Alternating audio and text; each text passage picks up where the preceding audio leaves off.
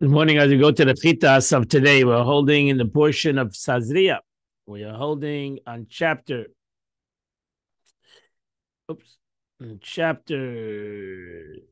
13, verse number 6. We are holding in the middle of the laws of Tzeiras. And the Kohen will see him on the second end of the second 7 days. And he'll see that behold, the lesion has become dimmer. And the lesion has not spread in the skin. And the Kohen will make him pure. It's a misapachas. V'chibis hakoyin, v'chibis begodav. We go to the mikveh, v'tahera, and he'll be pure. Rashi says that it became dimmer and in its appearance, hence it remains the same appearance or in its appearance or spread. He's unclean. So that's what we know. If it became lighter, then became more deeper, then it will be impure.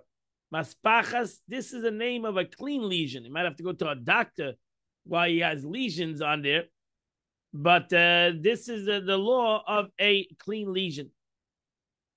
She says since he was required to be quarantined, is considered unclean and requires immersion. He has to go to the mikveh even though he was officially tahor. But if the maspacha spreads in the skin, after the kohen saw it, the tarase to make it pure, we need a shenis and it will see the second time. And the kohen will see and they'll see actually that this lesion spread. Then the kohen would make him impure. Tzairasi, this is a tzairas.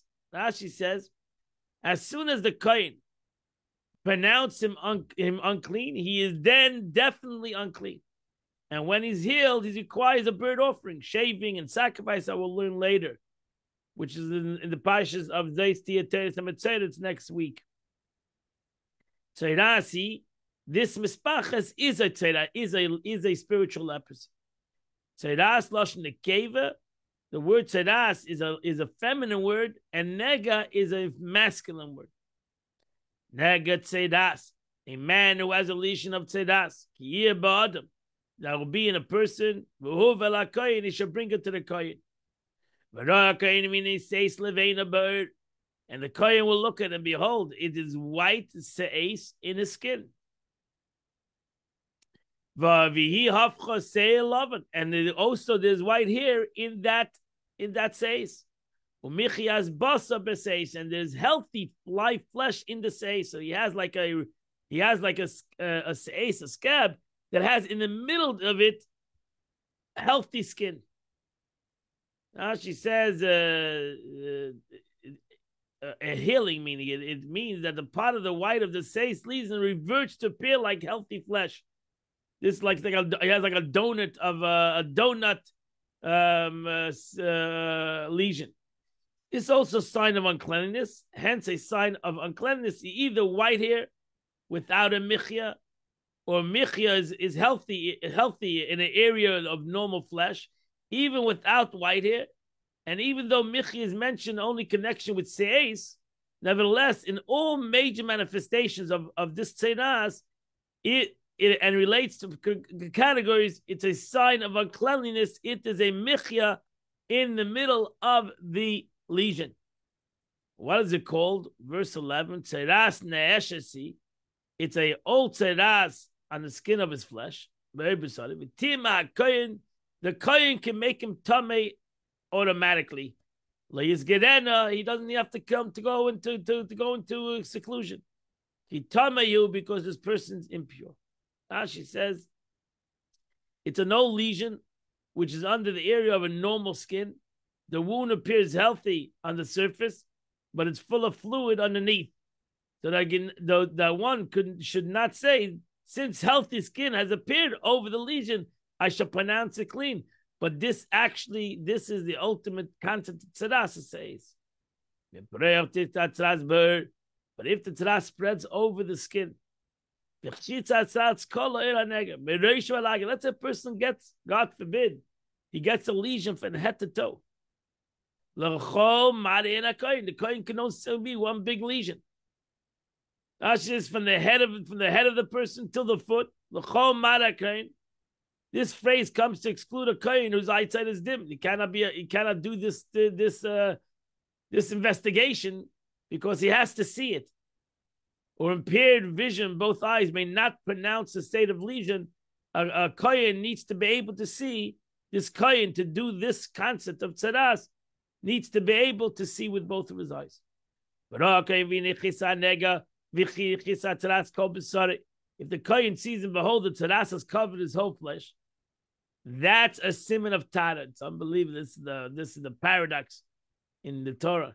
The kohen will say you're pure. You have a problem, you maybe should go to a doctor. But you don't have this law of nega tzaras. If it's totally the whole body is this kind of a lesion, this is a pure concept. But on the day that the live flesh appears in middle of this tzaras, he shall become unclean.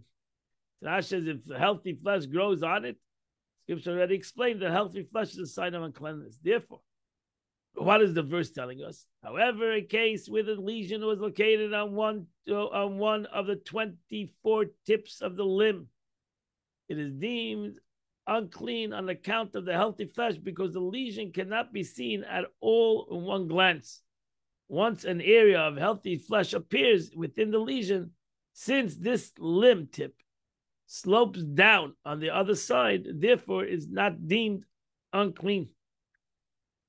If, however, the tip of the limb altered its form, allowing it to slant faucet to appear through the fat, for example, when the tip of the limb becomes fat and broadened, and the healthy flesh became visible within the lesion, thereby allowing the lesion to become visible at one glance, Torah tells us that it becomes unclean.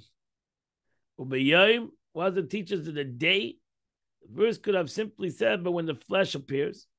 What does the Torah say by saying the day it becomes, the flesh appears? It comes to teach us that there is a day on which the kohen look and examine the suspects of lesion, and there's a day in which he does not look. And the rabbi gives an example. When a bridegroom is exempt, a chassan comes to the kohen, he says, I'm getting married in the next day or next week. The kohen says, I don't want to look at it. Go home. Go get married. And after 7 days of celebration, you'll come to me. Not to break up his simcha. So that's it. So out to 7 days of the wedding feast for himself, his garments, his house, similarly.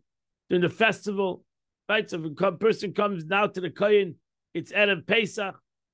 He's not going to disturb the whole house. He'll say, I don't want to look at it. Don't show me the lesion. I don't have to look at it. And therefore the kohen is going to send him home, that he should celebrate Pesach and have a good yontiv. And then he'll come after Pesach. If it's still there, we'll discuss about this tzaras. So that was the power was given to the kohen to actually push off the whole situation. But our kohen is a boss of a chayiv, and the kohen sees the healthy flesh, because if the kohen wants to see it, whatever reason, and he'll have to make the guy impure. He'll have to make him impure if he's going to say, I'm going to see it. And the live flesh is unclean tzaras. That is a classical tzaras. Verse 16.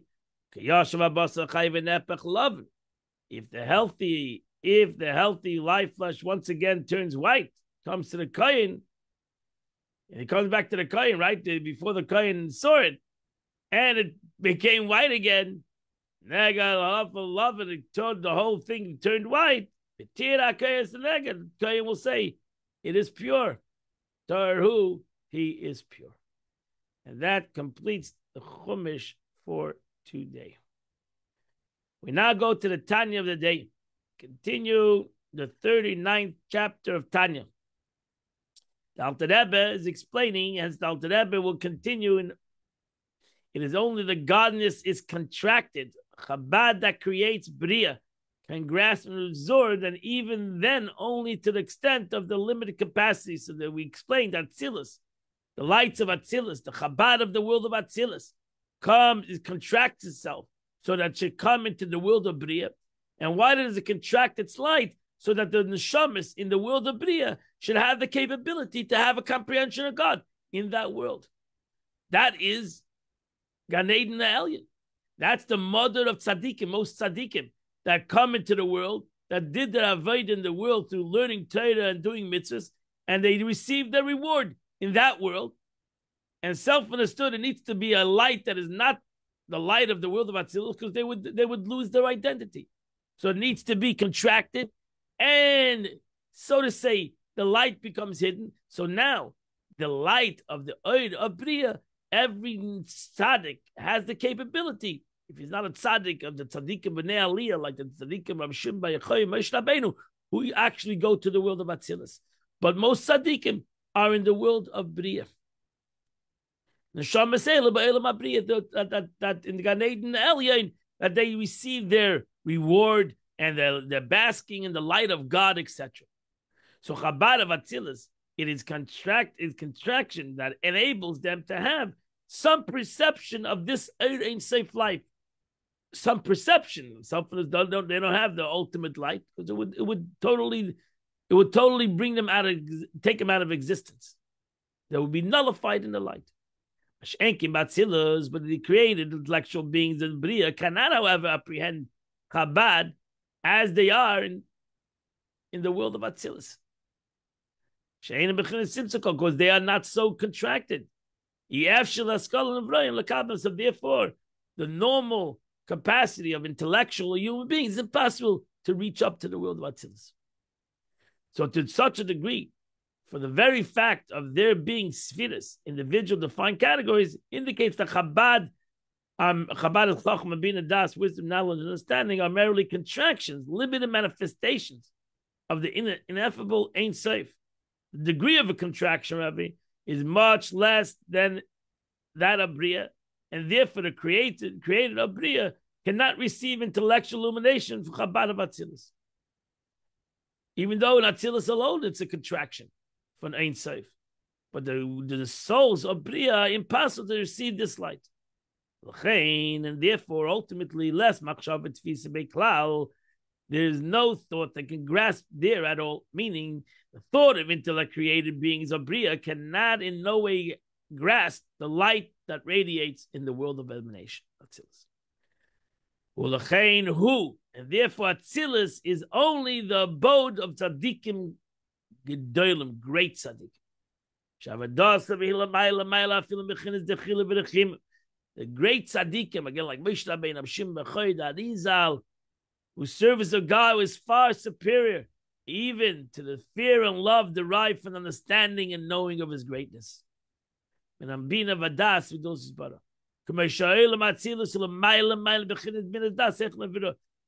as Atzilus itself transcends by far the level of understanding and knowledge of the created being's intellect. These tzaddikim, their service in the world, when they were in this world, was on the level of like a chariot.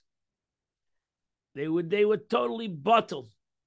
That's why it says that Moshe was Ana Mikol Adam. He was totally bottled. Moshe Kibel Teiremisim. Moshe was totally just a Kli Kibel. As the Gemara says, he was like the microphone of God. He was that's what he did. He flowed godliness. He had no personal agenda whatsoever. And that's a chariot. Al Dekim Torah mitzvahs, through their observance of Torah mitzvahs.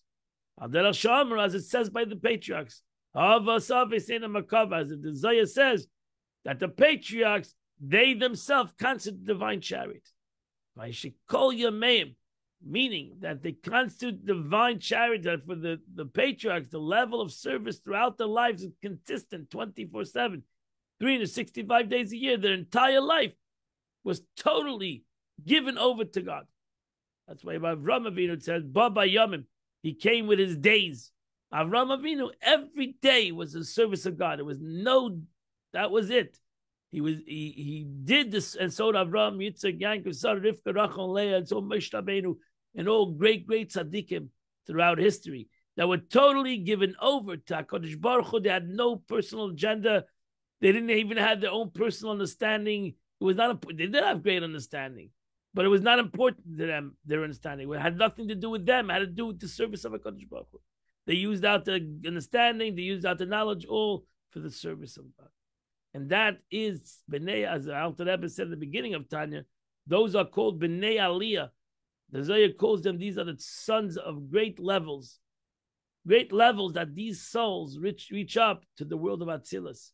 Most neshamas of tzaddikim reach up to the world of Bria, the world of creation. They don't have the capacity, the capability to reach up even to the world of Atzilus. And that completes the Tanya for today. Today is the 29th and the 30th day of the month. So therefore, the Tanya of the Tillim of the day is from chapter 140 till the end of the book, till chapter 150. If you say those 10 chapters, you do the Chitas of the day. Tomorrow is Rosh Chodesh, the new month, the month of Nisan. Since it's Rosh Chodesh, we're going to do the Chitas at 8:15. We'll do it at 8:15 due to the facht that we are going to daven. Davening is a little longer. And so tomorrow we'll get together at 8:15. I wish you all a wonderful and beautiful day. And may we merit to a Chodesh of Geula, a Chodesh of redemption for the Jewish nation. We shall all dance together to the Holy Land speedily in our days. Have a wonderful and beautiful day.